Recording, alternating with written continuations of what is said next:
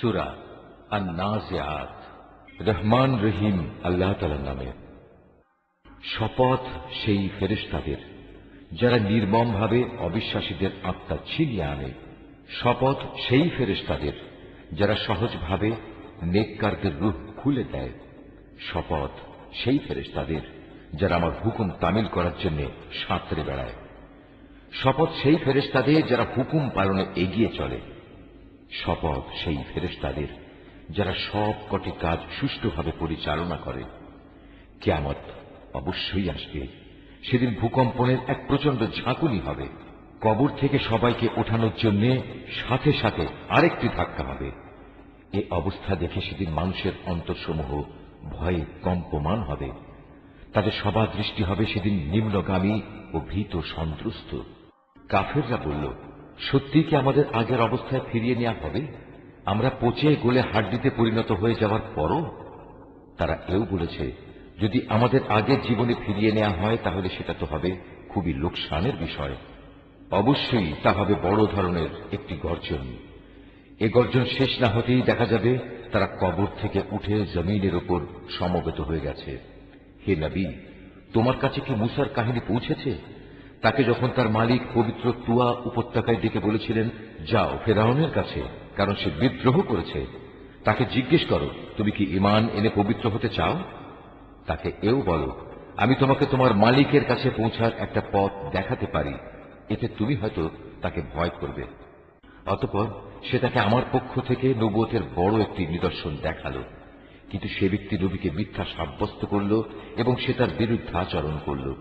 অতঃপর ষড়যন্ত্র করার মানুষে সে সেখান থেকে ফিরে গেল। সে লোকজন জড়ো করল এবং তাদের ডাক দিল। তারপর বলল, আমি হচ্ছি তোমাদের সবচেয়ে বড় রব। অবশেষে আল্লাহ তাআলা তাকে আখিরাত ও দুনিয়ার আযাবে পাকড়াও করলেন।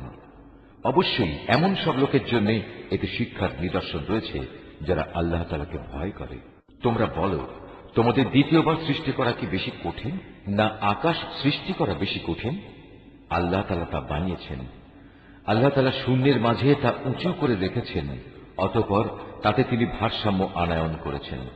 তিনি রাতকে অন্ধকারের চাদর দিয়ে ঢেকে রেখেছেন, আবার তা থেকে আলো দিয়ে দিনকে বের করে এনেছেন। এরপর জমিনকে তিনি বিছানার মতো করে বিছিয়ে দিয়েছেন। তা থেকে তিনি বের করেছেন পানি ও উদ্ভিদ রাজি। তিনি পাহাড় সমূহ জমিনের গায়ে পেরেকের মতো গেড়ে দিয়েছেন তোমাদের জন্য এবং তোমাদের জন্তু জানোয়ারদের উপকারের জন্য। তারপর যখন বড় বিপর্যয় তোমাদের সামনে হাজির হবে, সেদিন মানুষ একে একে সব কিছুই স্মরণ করবে যা সে দুনিয়ায় করে এসেছে।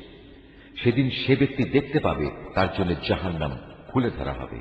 অতঃপর যে ব্যক্তি সীমা লঙ্ঘন করেছে এবং পরকালের তুলনায় দুনিয়ার জীবনকেই অগ্রাধিকার দিয়েছে, জাহান্নামই হবে তার একমাত্র আবাসস্থল।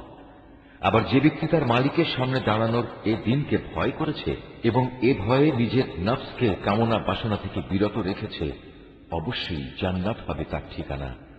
তারা তোমার কাছে জানতে চায় কিয়ামত কখন সংঘটিত হবে। তুমি তাদের বলে দাও, সে সময়ের কথা বর্ণনা করার সাথে তোমার কি সম্পর্ক তা তুমি জানবে কি করে? তার আগমনের চূড়ান্ত জ্ঞান একমাত্র তোমার মালিকের কাছেই রয়েছে। তুমি হচ্ছ সাবধানকারী সে ব্যক্তির জন্য যে একে ভয় করে। যেদিন এরা কিয়ামত দেখতে পাবে, সেদিন এদের মনে হবে তারা এক বিকাল অথবা এক সকাল পরিমাণ সময় দুনিয়ায় অতিবাহিত করে এসেছে।